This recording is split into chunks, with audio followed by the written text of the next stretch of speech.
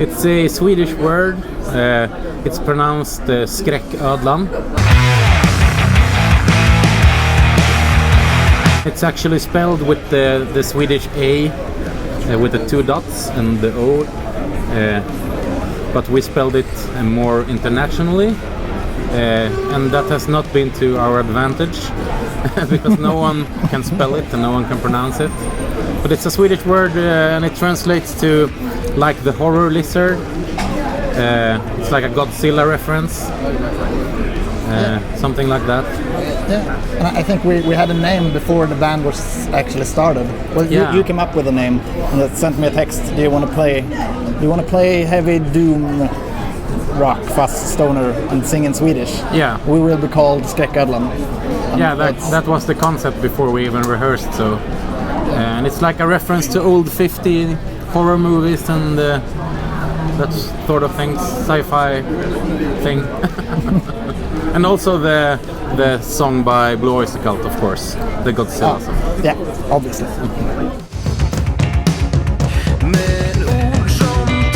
I think it sounds the most of what we want to sound now, because like you have to rehearse writing songs as well.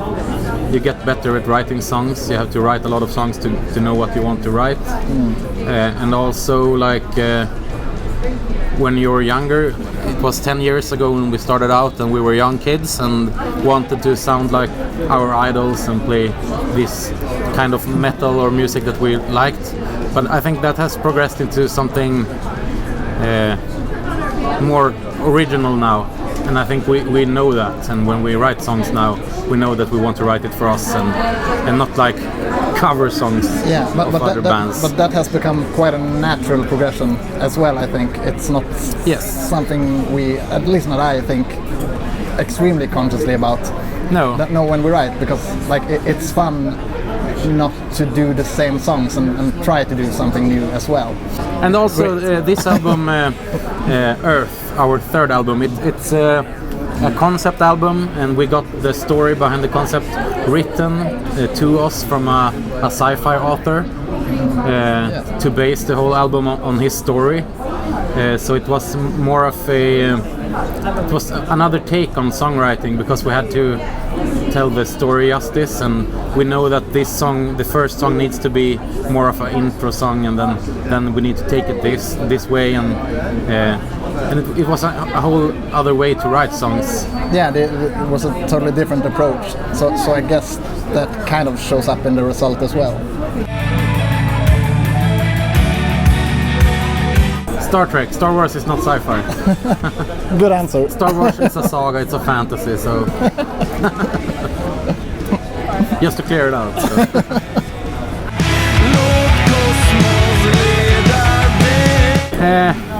I mean, like, it's so connected to this genre, and a lot of band plays Orange. And when you start out, you're like, that's the thing you want. You want to play the thing that you're like house gods play and everything, and then you try it out, and it was so good for it. It really translated directly to, like, we play a lot of pedals, and the Orange amps really goes well with all the pedals. So it's like when we tried out, I think you had a what's it called? The TH100. TH100 first. Yeah. That was the first one we had, I guess. I think so, but yeah, then we wrote to Orange asking for if they could like do some kind of sponsorship. Yeah, we wrote to them telling them, we would like, these amps and these things, we would like to, have this setup. Could you help us out? Could you help us out? And they could. Yeah, so I think it was 2014 we ordered a full Orange backline, and we never looked back since that. It's been so great. Like I'm not so conscious about my sound. I think if it feels good and sounds good, I'm satisfied, and I don't really know what I play as long as it sounds great. And I found that in the CR120 series that they're so convenient to have. They sound so great with pedals, and they don't weigh anything, and they don't break down on tour. They're awesome solid state amps. Yeah, so for touring, those are the best I've ever played with, actually.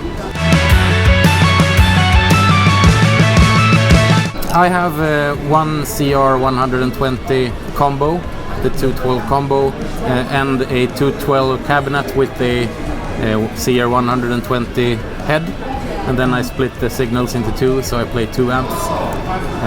That's my setup. Yeah, I recently had the same head, the CR 120, with 412 stereo cabinet.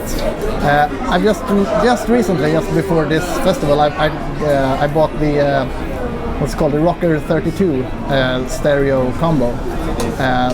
So I haven't really gotten a chance to try it out yet, but I am going to be experimenting with that and some kind of wet-dry signal. So that's going to be fun. Yeah, and we like playing stereo, so I think I'm gonna buy that combo as well. It's so convenient to have a stereo combo, not have to carry 2 big rigs with you. Yeah, especially when it sounds awesome. Tonight I'm not quite sure, actually. Our drummer is the one that's the most interested in those things, so he wrote what we should have. Yeah, but he's the best at organizing all kind of that sort of admin thing as well. So we're just happy playing. We don't know so much.